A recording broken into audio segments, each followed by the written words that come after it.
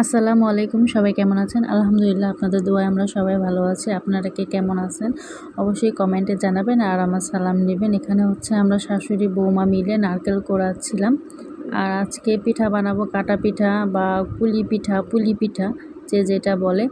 আপনাদের কোন কোন অঞ্চলে এই পিঠাটাকে কি বলে অবশ্যই আমাকে কমেন্টে জানাবেন। আমাদের বাড়িতে বলে এটাকে কুলি পিঠা আর আমার শ্বশুর বাড়িতে বলে এটাকে কাটা পিঠা।